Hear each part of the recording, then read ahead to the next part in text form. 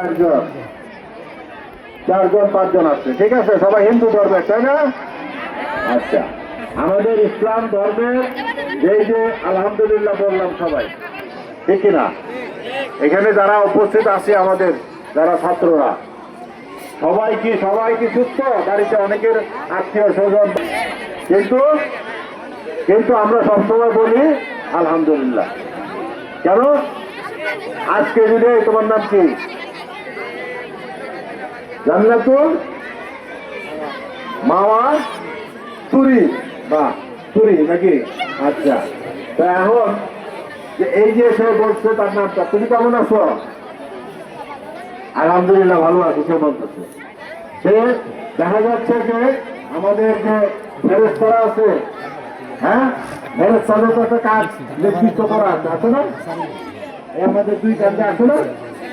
হ্যাঁ, তাদেরই কিন্তু একটা কাজ দেওয়া আছে। কিন্তু আমরা যারা মুসলমান বা আমরা যারা মানুষ, এই সৃষ্টির সারা তো ফেরেশতারা বলে যে আমাদের তো আপনি এই কাজের মধ্যে আমাদের আটকে রাখছে।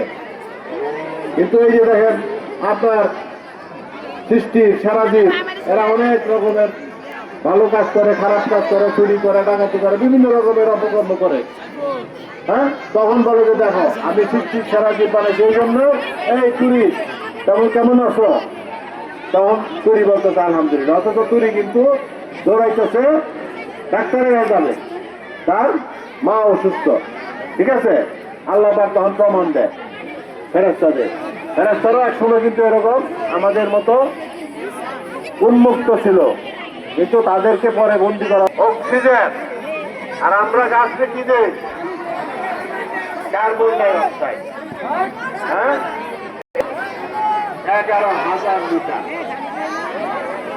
11,000 লিটার অক্সিজেন, এই 11,000 লিটার পানির ওপর না জীবন। সুতরাং গাছ আমাদেরকে বেঁচে থাকার জন্য প্রধান সহায়ক, ঠিক কিনা? তাহলে গাছের সম্মান, গাছের মর্যাদা সবসময় রাখতে হবে। হ্যাঁ, আমাদের বাংলাদেশের আয়তন কত? 1,47,570 বর্গ কিলোমিটার। এই আয়তন অনুযায়ী আমাদের কত কত কত সংখ্যক গাছ থাকা প্রয়োজন? কত শতাংশ? 25%। আছে কত শতাংশ? 17%। বাকি হইল কত? 8%। 8% গাছ আমাদের এখনো বাকি রয়েছে। এই ব্যাপারে আমার একটা দাবি আছে তোমাদের কাছে। দাবি রাখবা তো নাকি? কিনে বলো। দাবিটা হলো একটা, এই যে আমরা আজকে একটা চারা দিতেছি, এটা কিন্তু একটা সামান্য উপহার, কিন্তু এটার মূল্য কিন্তু অনেক বেশি। হ্যাঁ, এই গাছ আমাদের কত লিটার অক্সিজেন দেয়? 11,000 লিটার অক্সিজেন আমরা দিই। দাম কত? 18 লাখ। এই গাছ, আমার দাবিটা হচ্ছে তোমার সকলের কাছে, দাবিটা হলো এই গাছের সাথে আরেকটা গাছ লাগাইতে হবে। জিয়াউর রহমান সাহেব এই গাছটি প্রথম সবুজ বিপ্লব নামে একটা প্রকল্প চালু করেছিল সারা বাংলাদেশে। উনি ওই উপকূলে বনায়ন কর্মসূচি চালু করেছিল। কেন? আমাদের এই জলবায়ু রক্ষা করা, জলবায়ু যে পরিবর্তন হয়েছে সেটা থেকে রক্ষা পাওয়ার জন্য। যাই হোক, অনেক রোদ, অনেক কষ্ট হয়েছিল তোমাদের। আমি আর তোমাদের কষ্ট দেব না।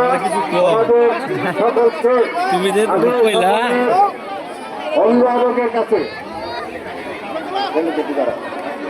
সকল অভিভাবকের কাছে আমার নিবেদন থাকবে, আমার কথা শোনা একটু। সকল অভিভাবকের কাছে আমার নিবেদন থাকবে, আমার সালাম পৌঁছাই দেবে এবং বলবা যে উনি সালাম জানিয়েছে, একটা গাছ আছে আরেকটা গাছ লাগাইতে বলছে, ঠিক আছে? এবং আরেকটা তোমাদের কাছে আমার দাবি থাকবে, সেটা হচ্ছে সবাই খালেদা জিয়ার নাম শুনছো তো? খালেদা জিয়ার দেখছো তো? উনি অসুস্থ, ওনার জন্য সবাই সবাই বাড়ি যায় দরকার যে ওনার জন্য দোয়া চাইছে। আমার কথা বলো, আমার নাম কি জানো? কি নাম?